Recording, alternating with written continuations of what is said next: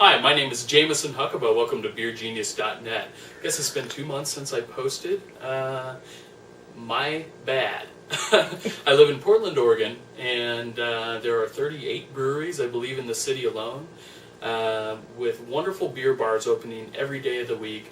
You can get very decent beer from Deschutes, from Bridgeport, and some of the other iconic Portland breweries all over the city, even in the diviest of dive bars, and it's really a wonderful place to be. So we're just past the Christmas season, just sort of moving out of some of the winter seasonals, some of the spicier stuff. There were some good ones this year, especially from a lot of the local breweries.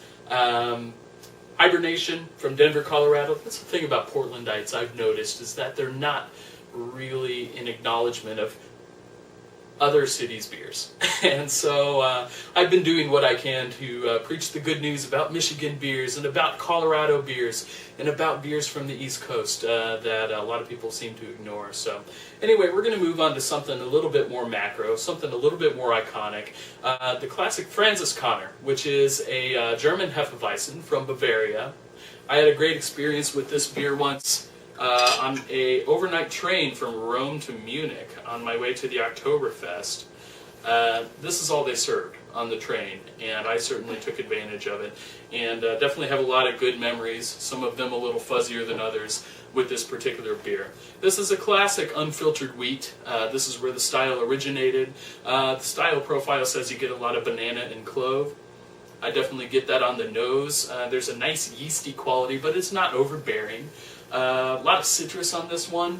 I have an attachment to this beer. One of my first restaurants I worked in growing up, we had this beer on tap along with 98 others.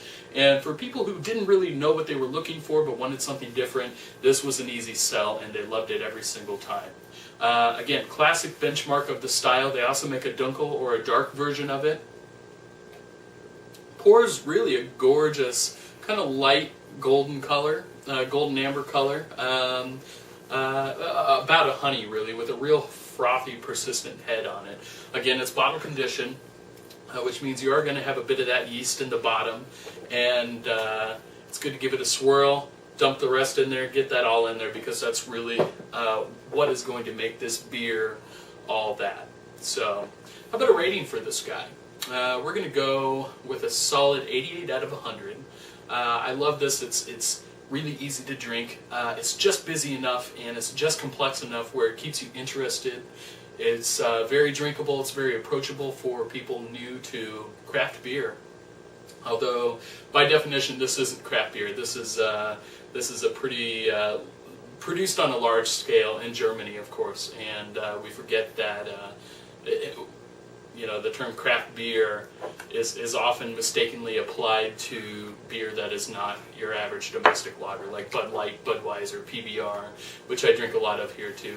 I think I'm going to revisit PBR. I think last time I scored it on BeerGenius, it was somewhere around 29 out of 100, so we're going to do that again. Anyway, tangent. But 88 out of 100, Franziskaner Weissbier, Hefeweizen. Classic German Hefeweizen, really delicious. Thank you for watching BeerGenius.net. Check us out again. Cheers.